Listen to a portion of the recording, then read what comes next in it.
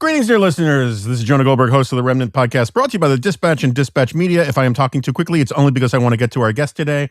Longtime friend, former colleague, a frequent guest on here, and fan favorite in a sort of, it's really fun to play with a toothache, indulge your Eeyore kind of sensibility kind of thing. And I don't mean Nick Catoggio, who we still have not managed to get on here. I mean, of course, Ross Douthat of the New York Times. And of course, in the old days, when Ross's star, now he's hit cruising speed or cruising altitude. And he's now a fixture of the elite firmament. I've flatlined is what you're saying. That's right. You're not descending. It's just that you don't have further to go. There's no more lift. That's right. That's right. And but when you were rising fast and it was such a big deal that you got your New York Times column, for years I always insisted on calling you purely National Review film reviewer, who also has a column in the New York Times, Ross Douthat. So I do want to talk to you, and people have asked me to have you on to talk about our slight disagreement about the future of conservatism and whatnot. But before we get there, just kind of curious, what's how's your war going? Every day that the United States is in a bad situation and the global economy is facing gas shortages, fertilizer shortages, everything else, and the Iranian government is holding a critical choke point of global commerce hostage, that's a day that the advent of Skynet is delayed, Jonah. Mm-hmm. Okay. And so, that's when I sit here watching events in the Middle East, I went straight from sort of taking a deep bath in AI stuff. That was sort of the focus of most of what I was reading, at least some of what I was talking to people about, to the Iran war. And I've tried to read the Iran war in light of, anxieties about something going badly wrong with AI, and find some kind of weird comfort in a modest slowdown. But all of that's sort of... those stories are also converging. Yeah, that's not... I don't know if I'm joking or not. I'm just, putting that in the thought space. I would say...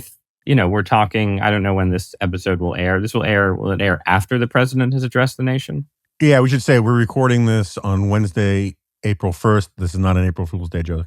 And this will air right after the weekend, I believe. So okay. So who knows where we will be in terms of strikes, withdrawals, boots on the ground, anything else. I would say that, I have a pretty negative view of how the war is going. I think that the U.S. military has obviously performed admirably and visited all kinds of severe destruction on the Iranians and taken relatively few losses in return. But I think fundamentally separate, there's many levels at which you can analyze this, but I think fundamentally the key thing about this conflict was that it began not as a war against Iran's military infrastructure, but as a decapitation attempt against their regime. And you can sort of draw these fine distinctions and say, oh, well, we were doing the military, we were degrading the military infrastructure, and the Israelis were doing the decapitation, and these are different strategies or something. Whatever. It's one war. We went into it with the Israelis. We made a decision not just to attack Iran's military, but to attack their political leadership. We're still going after their political leadership. And the reason to do that is to force an actual change of regime at the top. Maybe not a revolution, maybe not, the Shah back or liberal democracy breaking out, but at least, at a minimum, something like the Venezuelan scenario where there's new leadership that appears eager or willing to make a deal with the U.S. That has not worked. So far, doesn't seem to be working. Because it doesn't work, it puts the Iranian regime in a position where they are existentially threatened, and therefore they can have sort of plausible escalatory threats that they wouldn't have if we weren't trying to decapitate them, right? Right. Like if we weren't trying to decapitate them and they said, we're going to blow up all the energy infrastructure in the Gulf, we would say, no, you're not, because, that could bring down your own regime. But we are trying to bring down Right. their regime, right? And I think the same, there's sort of two levels. The straight is one level where would they have closed the strait if we had just attacked their military and hadn't tried to decapitate them? I don't know. But it seems like the two were connected. And then clearly they're sort of secondary threats, or not secondary, but they're escalatory threats. They just have way more plausibility because we're trying to kill them all. And I think it's just, so far, it's you come at the king, you best not miss. If your strategy depends on changing the regime and you don't change the regime, you're in a position where they can make some pretty crazy threats because you've raised the stakes for them. So that's to the extent that I have like a personal narrative, that's my narrative of what, independent of whether the larger degrade their military campaign was a good idea, to the extent that things are not going well, that's the core problem. Yeah, that tracks pretty much. We're pretty much aligned on this. I mean, Ken Pollack, I had him on the first week of this, or maybe even the week before. No, I guess it was the first week. And he said, look, one of the things you have to keep in mind is that however much Trump thinks this is surgical and it's about getting a deal and doing this or that or the other thing or whatever the war goals are, the regime thinks it's an existential threat to their existence and they're going to act that way. And when you blow up the supreme leader and his wife and, Right. and all sorts of other people, that's not an unreasonable position for the regime to take. It's like they think it's go time, right? And particularly when you have a religion or a branch of your religion that is already pretty apocalyptic and end-timey anyway, right. They're inclined to think that way. Yeah. So I agree with you. And we're doing it. We're killing them, right? Yeah. So, we attacked their nuclear program. And, I will say I have always tended to be in the camp that is skeptical of, war with Iran. But at the point at which we attacked their nuclear program last summer, it did seem like it was a ripe moment for it. Their proxies were degraded. Their ability to sort of launch a wave of terror attacks across the Middle East was clearly weakened. And in the end, whether or not that attack worked to knock out their nuclear program, and I guess the narrative now is it didn't, right? But whether or not it succeeded in that sense, it was successful in the sense that we delivered a serious blow to them and they just took it, right? And I think that's an indicator that there is room for non-existential warfare against Iran. But if you're killing killing their leaders, you're not doing that, and you're just changing the calculus for them. All right, so this is a nerdy point, but you were one of the few nerds that I feel completely comfortable asking you about this. I prefer spaz, honestly. Jonah, if we're gonna, but go on. Well, so I have been banging my spoon on my high chair about the misuse and abuse of the term regime for a very long time. And I can actually probably give you a chronology of how it's bad, like the how it happened. But the Clinton administration and then the Bush administration said the only real long-term solution for Iraq is regime change. Before that, there was the first thing about whether our regime was legitimate. And this was the world in which I grew up understanding what regime meant. Like the American regime is the U.S. Constitution. It is not any one presidential administration. Since those events, you had John Kerry talking about how we need regime change at home, and Howard Dean, and then Republicans started using that language as well. I'm fast forwarding. DeSantis starts saying the Biden regime, and at this point, we talk about regimes as if they inhere in specific rulers. Now, in some countries, that's accurate. The Putin regime Right. is the regime, right? Because it's a personalist regime. Right. But Donald Trump yesterday was saying we now have, we already have regime change in Iran. Right. Because what he means by that is we have leadership change insofar as the top rung has been liquidated. And so the seconds and thirds have moved up to the top, but it's still the same regime. Since I've spent nearly 20 years trying to obsesses about who and whom and fewer and less, I've lost this battle everywhere. But as a practical matter, this distinction will matter to Trump, right? Do you think he can pull off? First of all, do you think I'm being too fastidious? That's the nerdy question. No. This is, I mean, to the extent that there's any case for using regime in the context of American politics that's separate from the U.S. Constitution, it only makes sense if you're talking about like a para-constitutional regime, right? So the right-wing claim that essentially a deep state has usurped constitutional powers, right?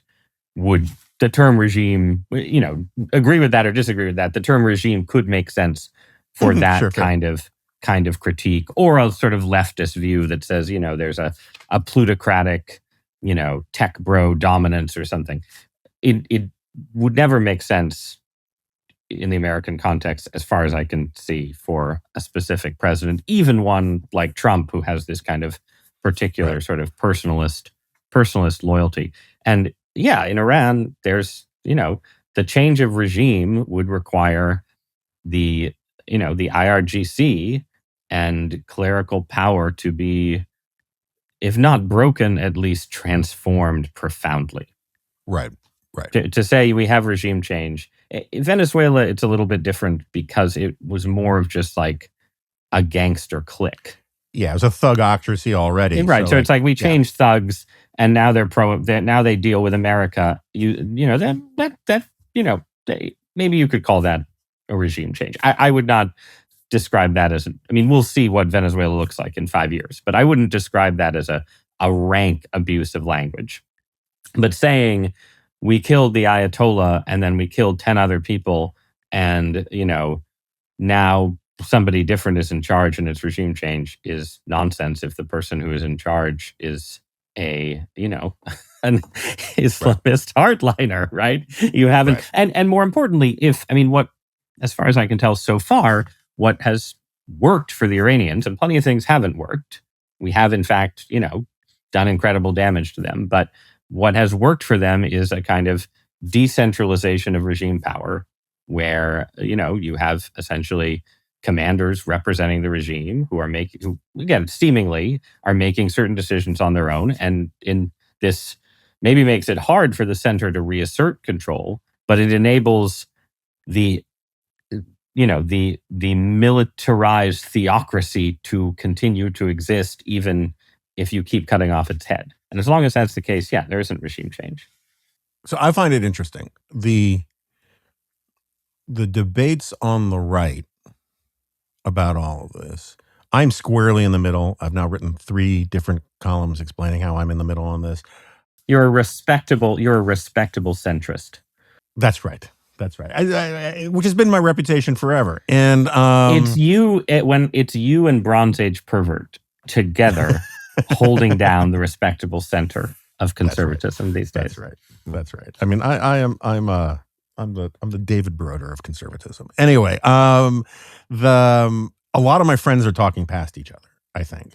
Like, there are people, dear friends who I respect a lot, who are very, very frustrated that the media and the naysayers and presumably me, but they're being diplomatic, aren't celebrating how successful this war has been so far. And they have a story to tell that is entirely plausible within the 4 corners of the story that they're telling.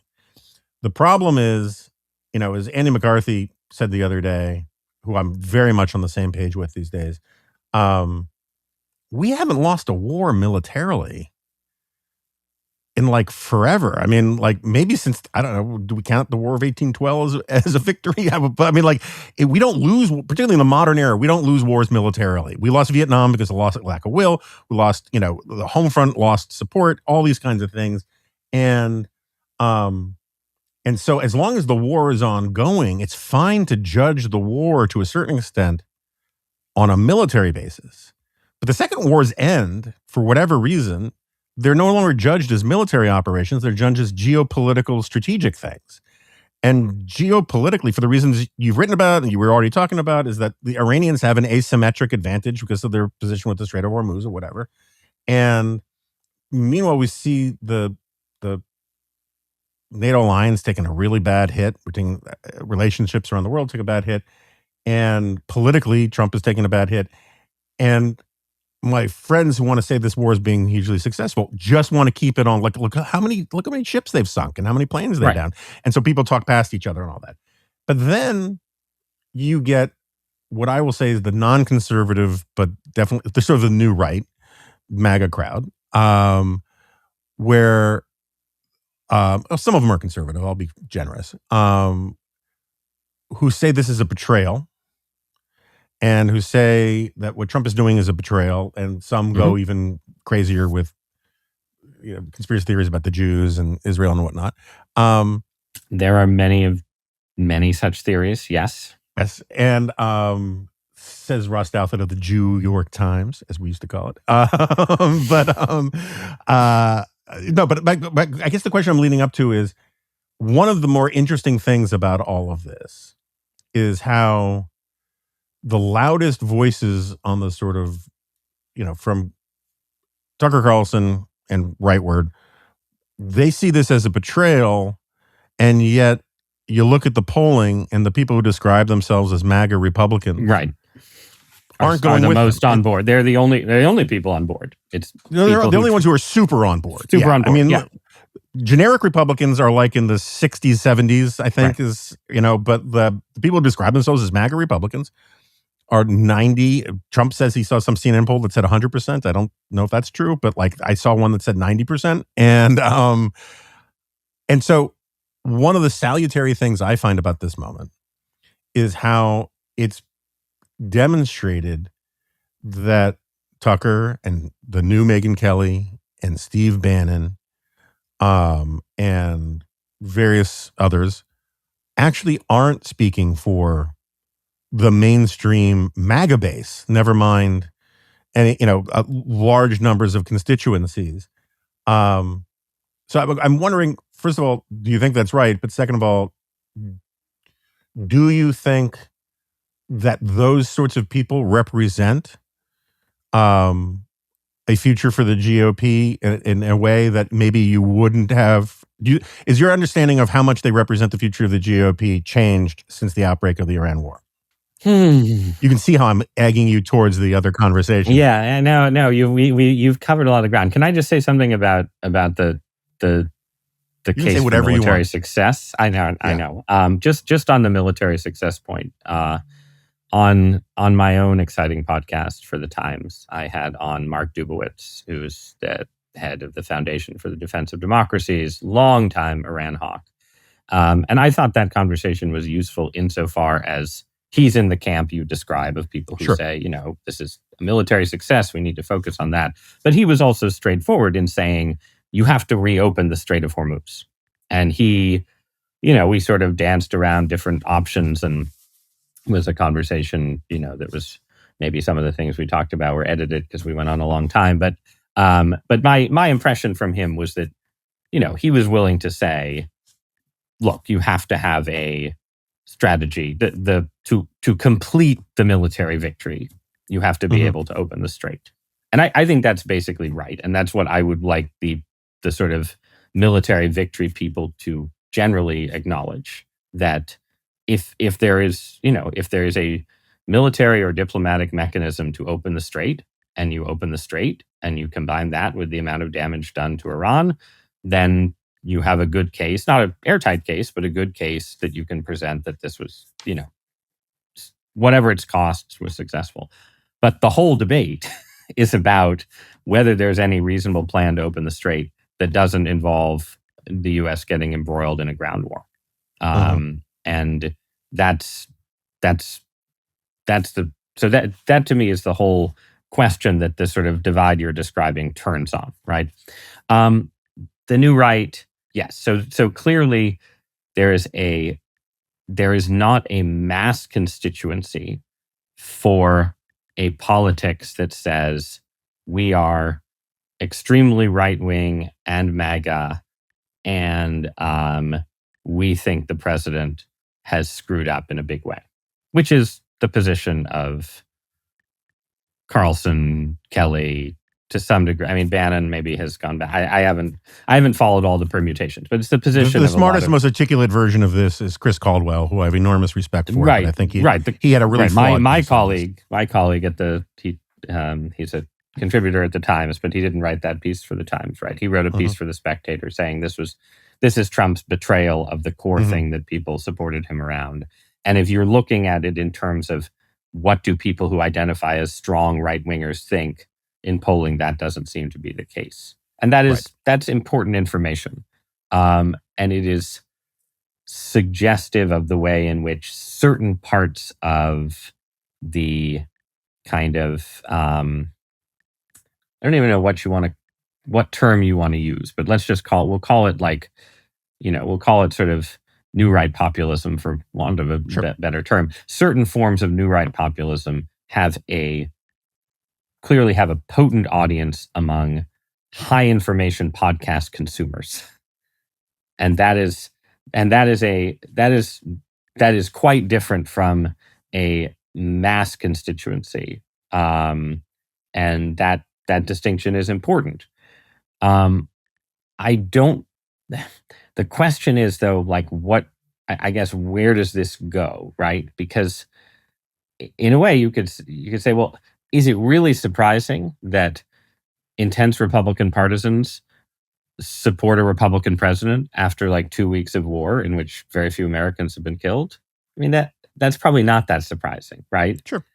And you could say, therefore, that what's notable is that there isn't sort of a penalty for being against the president at this moment, right? You could say basically that there's lots of people who are listening to Megyn Kelly or Tucker, or for that matter, Matt Walsh, or, to pick different people, right, who've been critical. People are sort of holding two things in their mind at the same time. They're like, I'm for Trump. I trust Trump. Trump's my guy. So I support the war. But I'm not like turning on the people who are criticizing him. I respect what they have to say. I'm interested in it.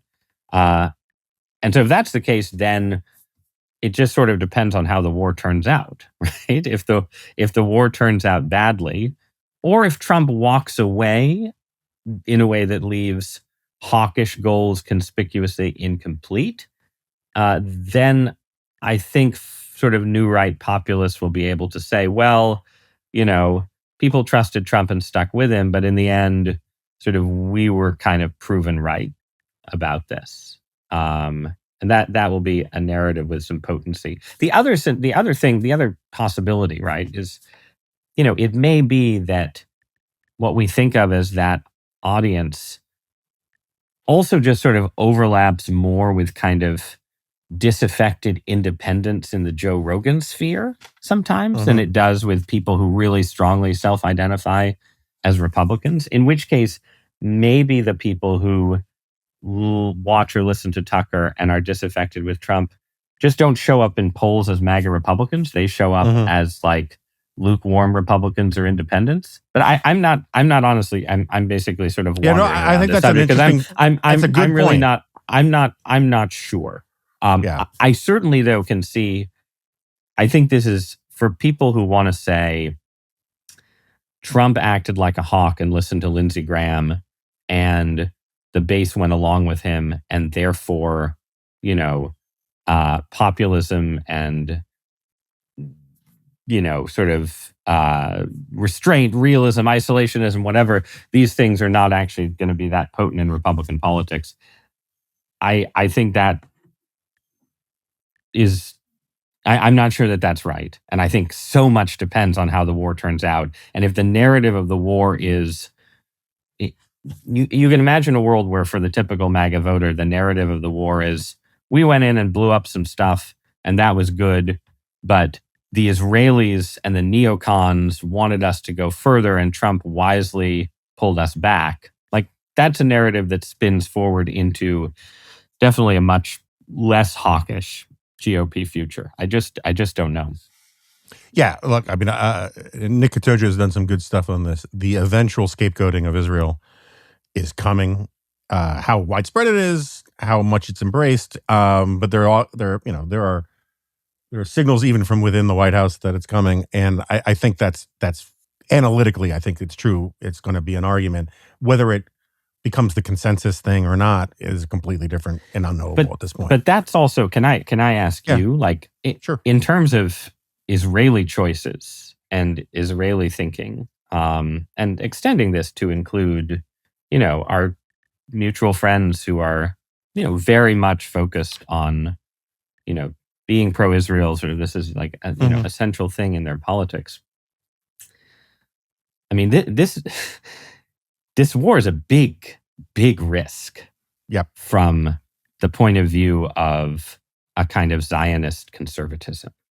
And I asked Dubowitz about this, and his view was, it's a risk, but it's worth it because this is, Iran is such a threat and it's a once in a generation chance to deal with the threat and so on. And maybe that's true, right? But, when you say scapegoating, I mean, very clearly the Israeli government wanted the war and talked Trump into it. And so if it goes badly, it will be Trump's fault and it will be other people's fault, right? But if this goes really badly, I will be comfortable saying that it's, Benjamin Netanyahu's fault. It will be his fault, right? It won't be false to say that. There's a lot going on in the phrase "and talked him into it," right? Like coming out of your mouth. Let me pause and say I'm not doing the thing that you see people do, where strong Trump supporters who are like, Trump has no agency. It's Netanyahu's war, and so no, this is Trump's war, 100%. Trump gets Trump in the context of American politics. Trump gets the blame and should. It's not like the Jews tricked him or something. But would Trump have gone to war without like Benjamin Netanyahu arguing that this is going to work? I'm skeptical. For sure. I think that's fair. And you can do it in reverse. What if Netanyahu had said, this won't work, now's not the time? Would Trump still have done it? Pretty unlikely, right? Pretty unlikely. It's not a non-zero. It's not a zero likelihood thing because Trump had done that tweeting about we're coming to rescue the Iranian people, and which was really a terrible thing to do. But I think we're agreed. Yeah, I think part of the story is, as I understand it, that Trump had sort of drawn a kind of quasi red line with the Iranians, and that one of the arguments that he was convinced by was that you have to enforce your red lines, and that's a little bit different from the view that this will be a successful coup or something. But anyway, look, I think that's fair. I think you can make the case, or you make the analogy. It's not a great analogy. It's, let's just say, like all historical analogies, it can be picked apart. But if you want to say Bibi talked Trump into this in the way that Churchill talked FDR into getting into the war, okay, it was like definitely in England's interest for America to be in, their allies. It took a certain event, Pearl Harbor, to finally get FDR to go all in, but like he was heading there anyway. We don't have to do the full Charles Beard thing. It's not wrong to talk a U.S. president into a war if the war is a good idea. I agree. Right. So like that. So that far, I think that's right. Okay, but at the same time, as with many things involving the Jews and Israel, every time you move the reasonable rhetoric a little bit, the leash for crazy anti-Semitism stuff gets longer too, and the Overton window for rhetoric goes with it, and we're just going to see a lot of ugliness. And that's all. That was all I was saying about that. We're not going to see. We are already seeing it. Yes, I should say a lot more ugliness. the thing, there's 7 levels of worry about the war. Global economic crisis, a crack up of U.S. alliances. I can give you a long list. I just see this kind of I can see this dynamic forming of crazy anti-Semitism, but that is fed by something where the Israeli government is profoundly involved in the decision making. That's fair. In a way that is, I think goes beyond just I think that the claim that Israel, you and I were both around for the Iraq War, right? And there were factions in Israeli politics that supported the Iraq War, and there were factions that opposed it. And we did not launch the Iraq War for reasons profoundly connected to Israel. They were connected to Israel in some ways, but that narrative, the narrative that says this was the Joe Kent narrative is horse. Right. That's right. Put it bluntly. But in this case, there is just a much closer alignment between what the Israeli government wants and what we're doing. And I just see that interact. If I would like this war to end well for many reasons, but that combination is one of them. In a climate where people increasingly will blame Israel for bad weather, when Israel's actually involved in a war, it's going to lend more credence. So I agree with you on that. The question I have, though, is, and this is, I had lots of different, and again, I love Chris Caldwell, and I'm grateful for the piece because he's the guy to actually write the thinking man's version of what a lot of unthinking people were saying about a lot of stuff. The problem is I just think even the thinking man's version of it is wrong. And I have lots of analytical disagreements with Caldwell's piece, but on the fundamental premise was that this, as it was in the title of the piece, is that this was a betrayal, right? Or I guess in the title was the end of Trumpism. But the thesis was that this was a betrayal. We hear this from Tucker, we hear this from Bannon, we hear this from all sorts of people, and I think that's nonsense. I think this is what Trumpism looks like. I think this is not a deviation from Trumpism. This is just another manifestation of Trumpism. But there are people, so do you think this is inconsistent in any way? Or actually, you can find quotes from him on the campaign trail, to be sure.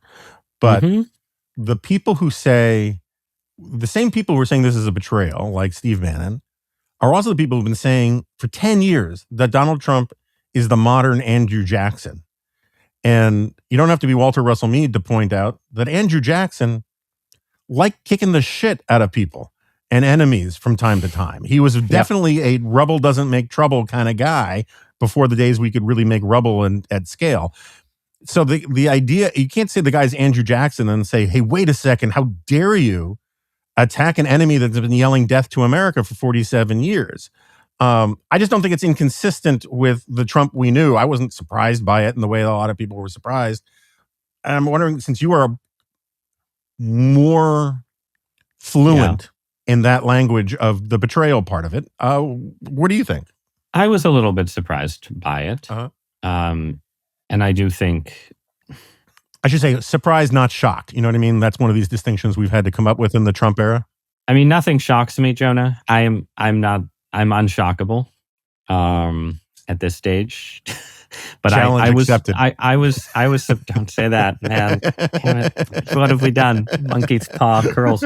I was surprised by not that Trump attacked Iran, but that he attacked Iran on this scale. My read of Trump had always been, yes, he's a Jacksonian. He's not a pacifist. He's not an isolationist in any kind of conventional definition of the term. The idea that he was going to retreat to the Western Hemisphere, right? That has been very popular among some critics of his administration from the start. I always thought didn't make sense. Like, you just had to look around. Trump wants to be able to throw his weight around on the world stage. He wants to be, he likes authoritarian figures, but he wants to be respected alongside them.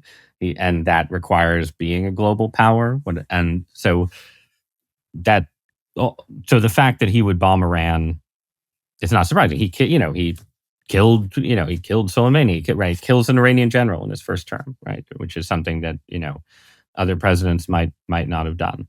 I've just always thought of him as someone who is fundamentally wary of overcommitment and getting trapped, and that he wants off ramps, he wants exits, he wants to be able to pull the plug immediately if something isn't going wrong or isn't going right. And he thought he could. I mean, how many times has he said this was going to be a Venezuela model thing? I think that's what he thought. Right. And I guess that just, that maybe is down to what people around him were saying, or sort of, or maybe it's just down to some combination of what people were willing to say to him and his own post-Venezuela hubris. Because I think clearly there's a post-Venezuela, for sure, we can, we have a new model of quick, easy regime change, right? And this is, whatever, there's this debate back and forth about, did Mossad or the Israeli government really tell him that they thought we could do a quick regime change? Or did they always tell him it was a multi-month process? Who knows what the truth is? I'm sure Trump believed we could do a quick regime change. I'm sure he believed that. But I guess I was surprised that he talked himself into this depth of commitment, where, you are sort of, you were removing your off ramps. And again, this goes back to what I was saying earlier. Once you're trying to kill the regime, you're removing off ramps. And I guess he just, he didn't believe that or want to believe that. But that is sort of what surprised me. And then the betrayal aspect, again, it's like, as always, what are you reading to mean? What is Trumpism, right? You can follow a thread of Donald Trump's rhetoric back to the 1980s, where he is a baby boomer who lived through the Iran hostage crisis and always wanted to get back at Iran. And you can find, you can find tape of him talking about Karg Island. I know. In the 1980s. And in that sense, there's no betrayal. Nobody should have been surprised. But look, he also very concretely built up a narrative. He didn't just allow it to be built up. He built up a narrative himself where he was, the guy to vote for if you didn't want to be embroiled in the Middle East the way his predecessors had been. He picked a vice president who did have very concrete and specific views about the risks of American intervention. And, we have a certain amount of behind the scenes. After he was bullied out of picking Rubio or Burgum. But yeah, okay. Well, but if you're, what does this mean? If Trump is bullied into, he picked him, right? And he picked, he picked him, absolutely.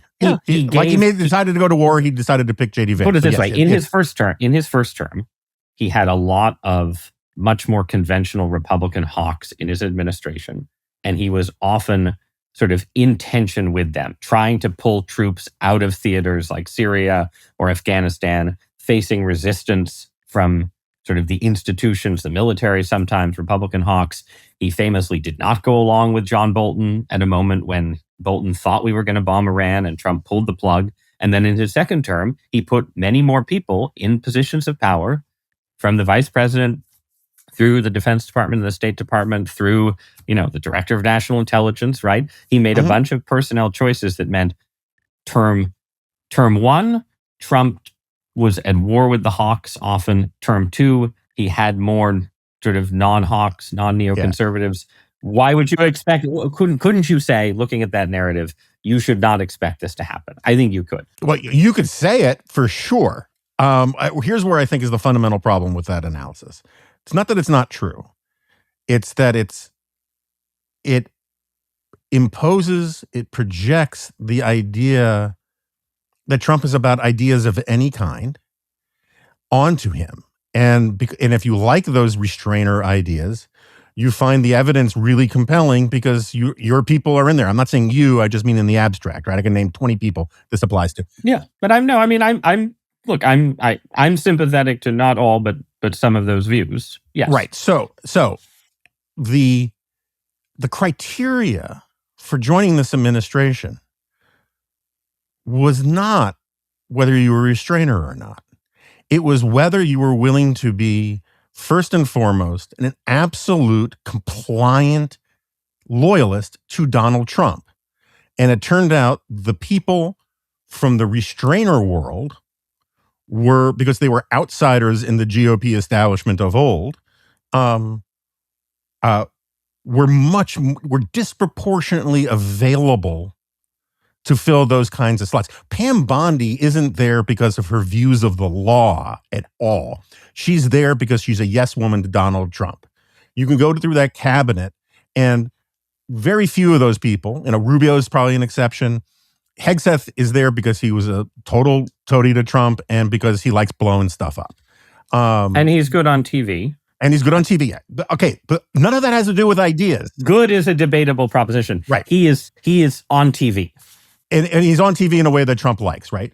And so this is sort of in miniature my problem with all of these analyses is that Donald Trump has no compelling ideological priors. He has a few ideas about what we should do that would show strength, that would be smart, that kind of stuff. He has some potted ideas about tariffs. He wants Carg Island, right? But here's the broader question, which I think your analysis is problematic for me, is that the people who are against going into Iran were against going into Iran before we went into Iran in any form, in any way, right? They just like restrainer. This is not what no forever wars. For all they knew, it could have been a Venezuela model redux and been a quick mowing the lawn operation and get out. They were still against it in a way that they weren't against Venezuela. They weren't against Trump's talking about making Canada the 51st state.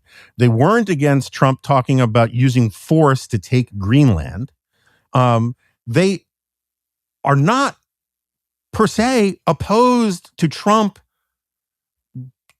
being a bull in a china shop, taking territory, asserting himself being Jacksonian, until it comes to something that involves Israel and the Middle East.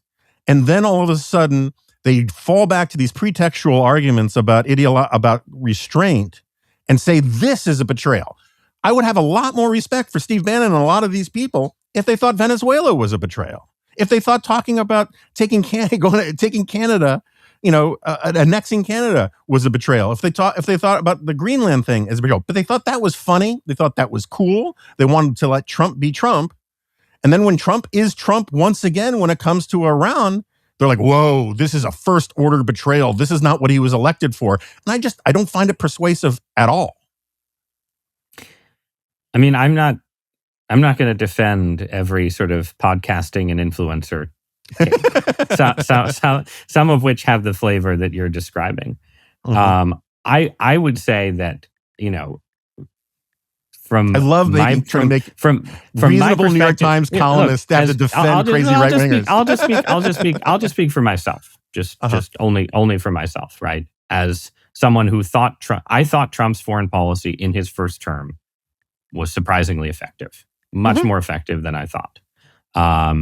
And I thought it was effective in part because I thought there was a kind of dynamic interaction between Trump's instincts, which were different from any other recent president and were like Jacksonian plus, like, why are we overcommitted, mixed with the national security establishment. Pompeo, Pence, all those guys, yeah. Right, trying to sort of work through and around him, but that yielded some of the things that, I, as a skeptic of certain kinds of like hawkish maximalism, thought were good things. That it is, I think that's good. A defensible point. The U.S. should be getting NATO to, do a lot more stuff. The U.S. is not in a position to fight wars in the Middle East, Ukraine, and China simultaneously. And we need, while we're rebuilding our defense base, we need to reprioritize, right? And so on through that list. And so if you look at things Trump has done in the second term, I mean, look, I think the Greenland stuff is just, you can treat it as a joke or not. It is fundamentally indefensible and can only be defended as a like sort of, oh, he's just joking or something. But I don't think he was joking. And the defense, no, he wasn't joking. Of course not. I mean, he's Trump, right? He was testing, He's never fully committed to something, but certainly he was sincere. Which is, again, I would be fine with the U.S. buying Greenland. By the way, in fact, I would support it. But threatening our NATO allies and threatening to seize Greenland is indefensible. The I think, though, that the sort of restraint-friendly view of Trump prior to 4 weeks ago in the second term, apart from Greenland, would be to say, we took a risk in Venezuela, but it was a high upside, low downside risk. If it had failed, we would have been in the same position we were in to begin with. And in the event seemed to modestly succeed, it required no commitment of U.S. troops, no occupation, nothing like that, right? Same with the bombing of Iran's nuclear program. It was hawkish, Jacksonian, but inherently limited. We were not overcommitted, and it was an example of sort of, Jacksonian means to realist ends. And then at the same time, you would say the other thing we haven't that's in this mix is Russia-Ukraine, right? Where a lot of the people that you're criticizing for being sort of Israel focused were also, ended up like sometimes almost obsessively anti-Ukraine, sure, anti-Zelensky. And, there's some issues related to Jewish questions there too. But that was sort of its own separate thing. I would say personally, I thought the sort of anti-Ukraine right view went way too far. But where the Trump administration has actually ended up over the last year of basically trying to get Europe to do more of the work supporting Ukraine, trying to negotiate a deal, but not just like taking any deal. And obviously the war is still ongoing. And I think that's a defensible view too. And you could say, yeah, you're getting like the mixture of Trump threatening to abandon Ukraine, which gets you more European buy-in. And in the end, the US sort of gets to recalibrate. But we don't just, Russia has not taken over Ukraine. It's working out okay. What makes Iran different at the moment is just like the scale of the risk that we've undertaken. Trump has not added new risk substantially in Russia, Ukraine. He didn't add that much risk with Venezuela. He didn't add that much risk bombing the nuclear program. He's added tons of risk here. The risk we've already talked about, and also just the risk of, the U.S. doesn't have that many weapons, right? Yeah, look, I don't dispute all that. There's put it this way, if you're concerned, if you're not an isolationist, but you are want to be realist, and you're like, the big thing is like U.S. versus China for the long term, what we're doing in the Persian Gulf right now is just a bigger problem for any plan to. Yeah, that's fine. So that's the argument basically, that Iran is Trump did non-restrainer things, but he didn't do non-restrainer things at this scale with this risk, and so it's different. Yeah. As is your want, you want to make serious arguments about something that I don't think are necessarily apropos when talking about Trump, because but they're apropos when talking about the people. Like, there are actual people trying to run American national security. Like, forget the podcasters and influencers for the moment, sure, right? There's a group of figures around Trump who have their own different sets of views. Vance, Rubio, and their subordinates, right? And they represent sort of, Vance and Rubio are friendly and have, I think, more in common than some people think. But obviously Rubio is more hawkish and Vance less so, right? But both of them made a calculation when they went to work for Trump, right? That essentially you could have whatever the best version of their own preferred foreign policies were, you could get that through Trump. Mm-hmm. And I think both of them in different ways could have made a case that they were doing a pretty good job a couple months ago. And that case is in trouble right now. For sure. Whether you're the more hawkish side of Rubio or the more dovish side of Vance. I agree with that entirely. That's perfectly fine. That's the limit of my argument. Yeah, if we're talking about criminology within the greater White House administration, apparatus, and the people who are thinking about futures in politics and different factions of the GOP, all of that is fine. I don't dispute that. To me, the idea of watching for 10 years now a bull in a china shop smash one thing after another, and then all of a sudden be like, how dare that bull smash that vase? We wanted to keep that vase, is ridiculous. It's just utterly ridiculous. And the idea that but they aren't even, I mean, the podcasters, the influencers, whatever, they aren't even saying, they don't want to criticize Trump. I So think it's they're more, cowards. it's more like, it's more like, how could Benjamin Netanyahu make the bull? Right. No, exactly. Right. Well, Right. Benjamin Netanyahu is the bull whisperer in this analogy, right? So, but the serious people, the Colbys and all these people that you're talking about and the people who work for them and all the rest, they put out a document, about the U.S. national security strategy. Mm-hmm. And then virtually every significant thing in foreign policy that Trump did after that was either like wholly not mentioned. Like, I don't think the word Greenland was in the national security strategy. Certainly doing this with Iran wasn't mentioned in it. Like, it's the idea of, I feel like I'm taking crazy pills. I've been writing this for 10 friggin' years. Trumpism is not an ideology. It's a psychological and sociological phenomenon. And the idea of trying to impose a single coherent worldview on what Trump is going to do or what Trumpism means, I just think is a fool's errand. And I think this Iran thing is a demonstration of that. And the protest about it, to a certain extent, is a comeuppance for people who thought all that other stuff he did, that was extraneous. But the true core of Trumpism is X. And now he's showing that it's not X either, because there is no ideological core to Trumpism. Let's make a distinction. Yeah, there's no true Trumpism here that has been betrayed. There is an ongoing attempt by people who are more responsible than Trump. And this encompasses everyone from Mike Pence to Elbridge Colby, even though Mike Pence and Elbridge Colby have very different worldviews, but they are both more responsible than Trump and have more responsible views of what foreign policy looks like than Trump. So in the first term, there was an attempt to basically sort of work with Trump's impulses and tendencies in a way that yielded a good outcome for foreign policy. And that's what people tried to do in the first term. And that's what, again, in different ways, Colby and Rubio, again, taking them as poles instead of Vance and Rubio, Colby and Rubio are trying to do in the second term. And a document like the National Security Strategy, it's not actually channeling Trump's id.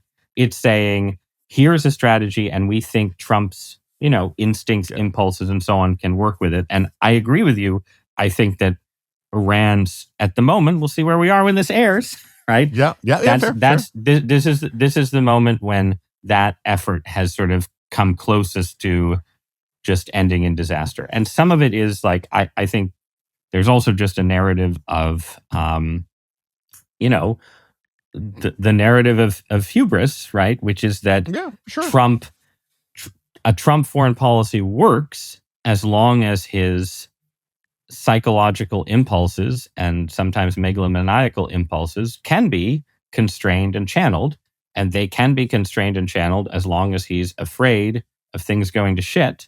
And at a certain point, it's a second term, he gets on a roll, and he thinks he's, I wrote about, my first column about Iran basically said you could see it sort of in continuity with just like how Trump approached U.S. politics, right? It's like he felt like he took the measure of the Republican establishment and crushed them in 2016.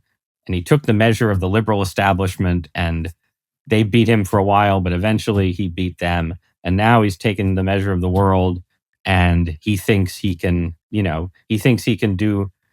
thought he could do to Maduro what he did to like Ted Cruz and Scott Walker. And he was right. And then he thought he could do to the Iranian regime the same thing. And maybe this is the moment when, when Nemesis shows up. Pending him having the other thing about Trump is that he has a lot of luck, right? Yes, no, that's the problem. He has a lot of. He is the millionth monkey banging on typewriters. That's the problem. There's a Hegelian bizarro spirit of history, right? Where Trump is, Trump. He's Napoleon on a horse at Jena. I don't see it. I'm not on a horse, right? But he's a figure in whom certain things are expressed and furthered, and at some point that process will end. But until it does, he gets the dice roll his way, And I don't want to be there when they stop rolling his way, but I'm just saying, like, he could still luck out here. We'll see. That's entirely true. I am guilty of baiting and switching my audience here because I said we were going to get to this other disagreement that we had, and now we just really don't have time because I promised you a heart out, and I have a heart out as well. But I'll come back. I mean, they wanted us to disagree about whether, at least my view of the claim was that what we think of as the conservative movement era, the movement that starts, with Buckley in the 50s, it's at an end in the Trump era, and whatever comes next may still be informed by that kind of conservatism, but like there'll be sort of a break there. And honestly, Jonah, I think that's going to be up for debate for a little while to come. For sure. Yeah. So I'm happy to come back and talk about that. Fair enough. Yeah. And my only point is that, and my core disagreement was just simply that, in all of the various scenarios, which you caveated and you said time will tell and it's unknowable. No idea what's going to happen. Yeah. So, but the core of your analysis was where the Trumpian mantle in effect goes. And I think it is highly debatable about whether the Trumpian mantle is something that people will want, or that will be wise to try and take, or that any one person will get it. And the secondary point, it was just that the story that you hypothesize, the easiest historical rebuttal to it is just simply, that's not how it worked with Nixon and Reagan. Nixon won 49 states in 72. No one and then he was impeached or threatened with resigned. No one wanted the Nixon mantle. No one campaigned for the Nixon mantle. This guy who had this massive new coalition, and Reagan, in effect, he never criticized Nixon, but he also didn't run to be another Nixon. And his worldview was profoundly different ideologically from the Nixonian worldview. And so my only point is I don't think Trump is going to be popular at the end of his term. He's not popular now. He didn't end his last term popular. And this idea that the mantle of conservatism will reside in who can claim to be the inheritor of Trumpism, I don't find it all that persuasive. Yeah, I think there's two questions. One question is Trumpism, like, as something people call Trumpism, right? The question of like who is the inheritor. I think things would have to get much worse than they are now for Trump's political position, and they might. But I think they'd have to get much worse than they are right now for there not to be a 4 to 8 year period in the Republican Party where sort of being seen as an heir to Trump and not a repudiation of him is not really important for becoming the Republican nominee and leading the party. That will end at some point. But I think the extent of the identification with Trump among Republican voters is such that, things would just have to get a lot worse. It's not enough for him to leave office unpopular with the country as a whole. He did that once already.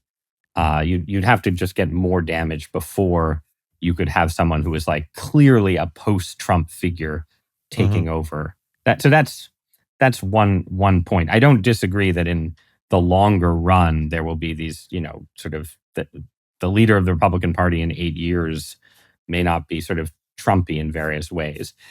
I also think, though, that Trump has succeeded, and this is where we disagree to some degree, I think, in ways that fit into our earlier conversation. But Trump is sui generis. He is, he's a celebrity figure and so on. But, the sort of nationalism and populism that he has ridden to power is visible all over the developed world. It shows up in totally different contexts and situations. And it's connected to a bunch of challenges. We don't have time to list them. I'll come back. But a bunch of challenges that are just completely different from the situation in which movement conservatism took shape. And it doesn't mean that like a bunch of conservative ideas are all just going to go away, but it means that sort of the kind of populist nationalist turn it is just something that like you're going to be reckoning with it for a while, unless further stipulation, right?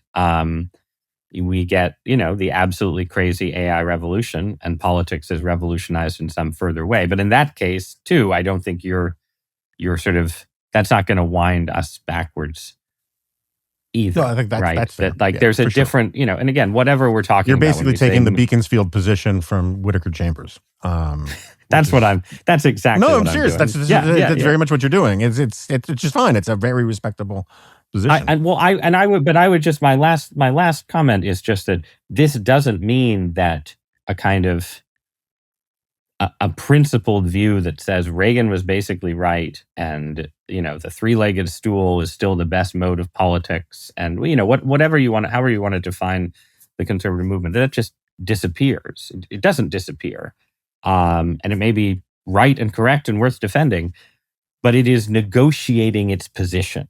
I guess that's what I'm trying to say. It will be negotiating its position in a way that is very different from how it was negotiating its position in the Gingrich era or the Tea Party era. From consensus to faction is a fair point. Yeah, I think that's what to the extent I was like giving advice. I got some, the Mike Pence people really didn't like that essay because I'm sort of treated them. But, if I'm giving advice to like the Mike Pence people, don't stand up and say, we represent conservatism and this is what conservatism is. Like, because that's just clearly not where we are. You are a faction inside conservatism and you are fighting, building alliances, negotiating, and that's the world you're in. That's all.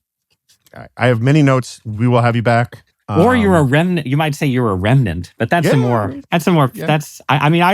that I think you've always been comfortable with the idea that sort of the most principled form of conservatism could become politically irrelevant for a while. For sure. And sometimes that happens too.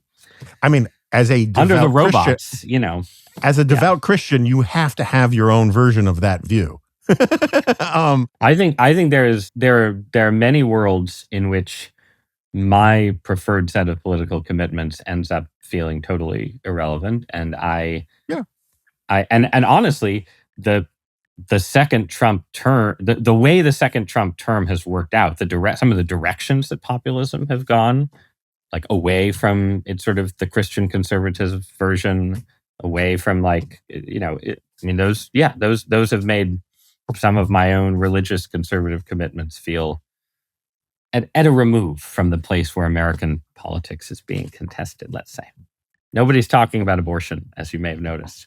I have noticed. The year of our Lord 2026, except Ramesh Panuro.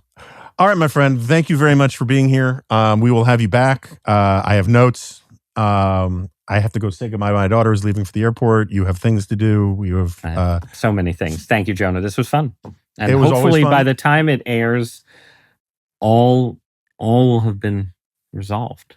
We will live in an era of clarity. Yeah. That's right. All right. Take care. All right. Ross Douthat has left the studio, and that didn't exactly go according to plan, but I thought the conversation was sufficiently interesting and on the news and poorly timed because by the time this comes out, events will have matured or changed or deteriorated in such a way that, it may seem like a quaint tidbit from a bygone era, but who knows? And we will revisit the reason I wanted to have him on in the first place. The next time he comes on, hopefully, we can talk about the future of conservatism and the right. And but it's always fun to talk to Ross. And we'll put links to the columns that we were talking about in the show notes. And thanks for listening, and I'll see you next time.